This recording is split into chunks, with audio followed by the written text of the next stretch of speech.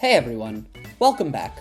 Today I want to take a look at situational item values and why specifically you should be taking a triple dice over a custom at this item shop up here. I'll be discussing the advantages and disadvantages of both, and why the triple dice is the superior option. I'll also go over how to use each one optimally to increase your overall odds. Let's review what I discussed in the last video about this area of the board. As I mentioned previously, there are no overly beneficial spaces to land on in the stretch between these two item shops. This immediately reduces the value of the custom in comparison with the triple. Let's look at the next aspect of this comparison, which is range. While the triple dice does not allow you to choose the exact space you want to land on, it just flatly provides a much better range than the custom. This will help you pass the sign more quickly, rather than having to wait for it to change and then change back, which can end up costing you an additional 2 turns on average. One major advantage of this is that it will help you reach the star more effectively if it lands on one of these 3 star portals. This is the added range for this star portal, this is the added range for this star portal, and this is the added range for this star portal. This is simply better than having to wait until you're within 10 spaces of any one of these portals. There is also a minor advantage to having the triple dice over the custom dice if it lands on this star portal over here. For one, if you're playing with a hyper-aggressive mindset and you either need the star at this moment in the game, or you're just playing with negative odds and chasing stars from lower probability success points, then you can look at this range in which the star will only be possible to acquire with the triple as opposed to the custom, which will remain dormant in this position. Now, if we look at this range here, you may be thinking, won't the custom be the better option because I can land on one of these 3 item spaces and take the additional dice roll, and then I'll only need a 3 to 5 depending on which event space I'm able to hit? The answer to this is that the statistical odds are roughly the same as the triple dice from the same starting position. It's 64.8% versus 60% from this position with the custom, so it's actually a little better with the triple.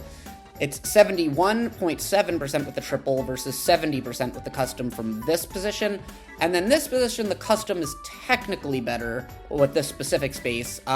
It's 78% with the triple, and it's actually 80% with the custom. But even then, it's not that big of a difference. And you would have to wait longer and sacrifice more turns to be in this very minorly improved position. You can also use the triple dice from farther away, just to pass the sign and then buy a custom at this item shop along the way to ensure you reach the star on the next turn. This is assuming that no one has a golden pipe or chomp call, and no one would be in position to reach the star on the upcoming turn. Even then, as long as you're going for one of these 2 stars and not this one over here, then you'll be going left and you'll be in good board position either way. This is a good segue into the next portion of this discussion, which is using the triple dice to get past the sign. Now, if we look at this sign down here, outside of acquiring a guaranteed star going right, we're most likely going to be wanting to travel left at this sign. Why is this? For one, you can build equity with event spaces using these event space clusters. I'll go more into this in a minute. 2, you'll have the possibility of passing Boo, which is especially helpful in the latter portion of the game when you may be wanting to steal a star, or even in the earlier position when you're looking for an average of plus 13 for you and minus 13 for one of your opponents in coins. And 3, you'll have access to this item shop down here, which can help you acquire a plunder chest for later use, or a mushroom if you need to reroute and help improve your position moving forward. There are a few reasons why the triple dice is better than the custom for getting past the sign while maintaining optimal board position. One is flatly the advantage it provides with range. 2 is that you'll most likely want to be passing the star while simultaneously landing on an event space. Now, you may be thinking, wouldn't the custom be better for this concept, as it allows you to choose the exact space on which you want to land? While that may be true, the odds are not as bad as you may think for this to occur anyway with the triple dice. Let's take a look at all the event spaces on which you have the possibility to land with the triple dice from this range of spaces. Regardless of the way this top left sign is pointing, there are at least 5 event spaces in this path. This is where the loop around comes into play. While you only have 2 options for an event space with the custom if you're on this space, and only 1 if you're on any of these 4 spaces, with the triple, depending on which of these 5 spaces you're on, you now have the opportunity to roll a 6 through 10, 10 through 14, 11 through 15, 12 through up to 16, 17 up to 21, or with the loop around, you can roll a 15 through 19, 19 through 23, 20 to 24, 21 through 25, 26 through 30, or with the second loop around, you can roll a 24 through 28. That's 11 outs right there. Now, obviously, because of the way the triple dice probabilities operate, all of these possibilities are not evenly weighted. The probabilities operate on a standard bell curve, in which the numbers in the middle are a lot more probable than the numbers closer to 3 or 30. This still, though, provides a lot of opportunities to hit many of these numbers. Another big advantage is that you can make this move with the loop around still in play in the case of the sign being changed, rather than with the custom dice having to wait until you pass the loop around to get within better range and then risk someone changing this sign on you. You can then either choose to cut your losses and go right on the following turn, or really double down and try to custom to one of these spaces before passing the sign to wait for it to change left again, thus sacrificing an additional turn to the one you already sacrificed to get within this range, and risk someone changing the sign again while you once again have to wait until the following turn. Now, you may be thinking, can I just use the custom from anywhere in this range to hit this event space here?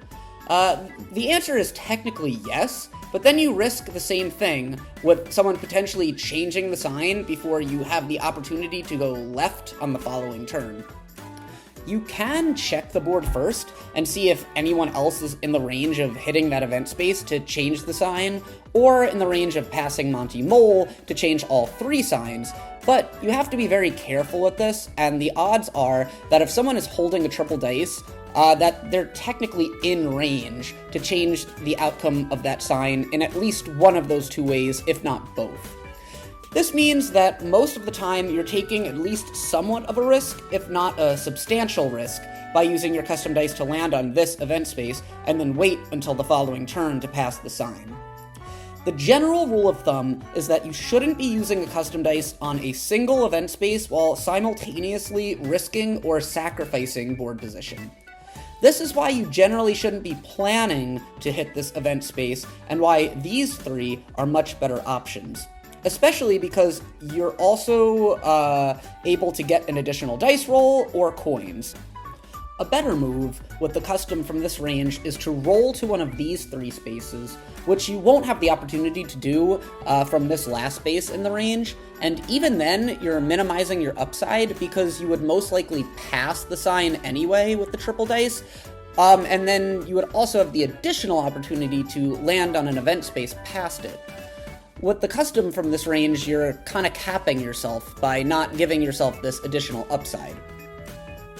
Furthermore, if you're anywhere in this range, with the custom, you don't have the opportunity to pass the sign at all. You'll then have to wait the additional 2 turns to wait for this sign to change and then change back before having the opportunity to use it. So really, no matter the situation, the triple is the superior option in this area to maximize your board position and obtain equity.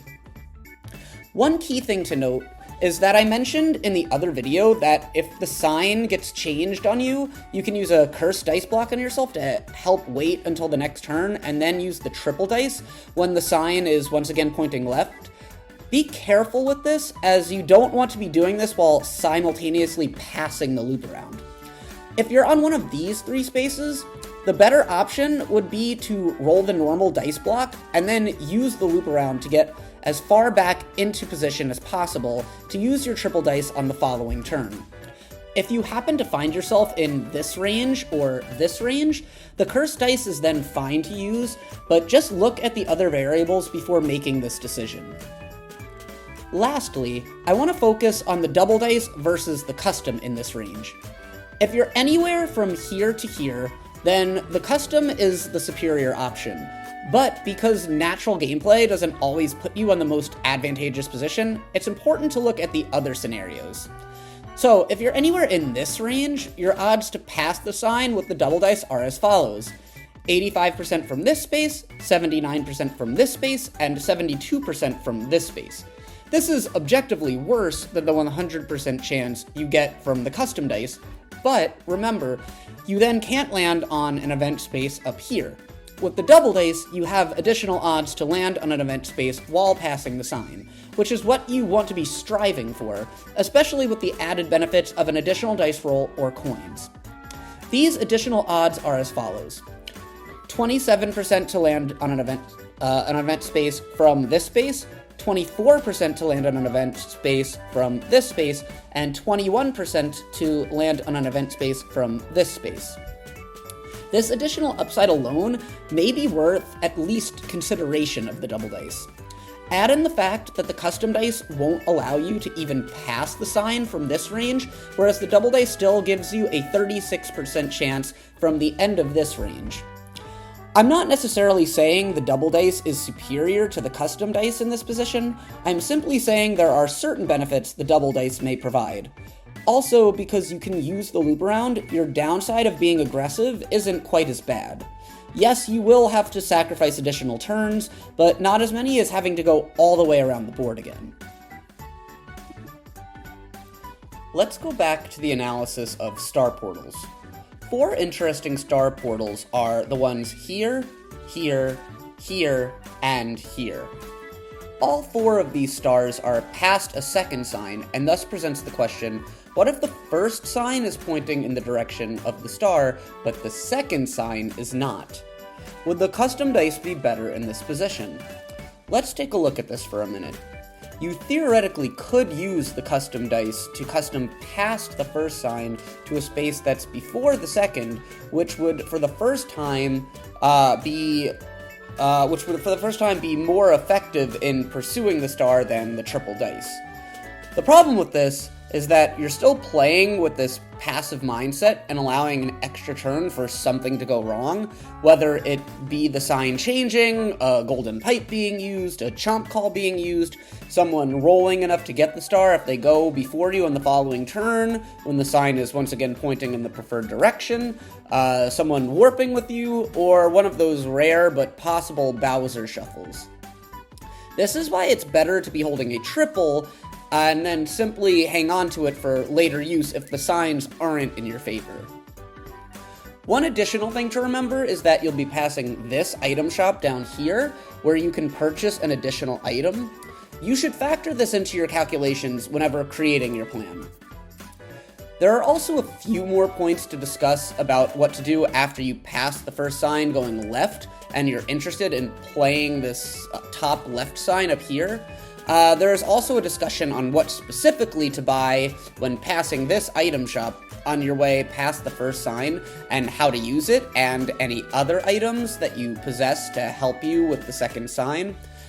However, because I want to start keeping my videos shorter and more palatable for everyone's viewing experience, I'm gonna end things here, and I'll keep this discussion saved for a future video. So, let me know what you guys think in the comments below. Please like, subscribe, and share, and I'll see you guys next time.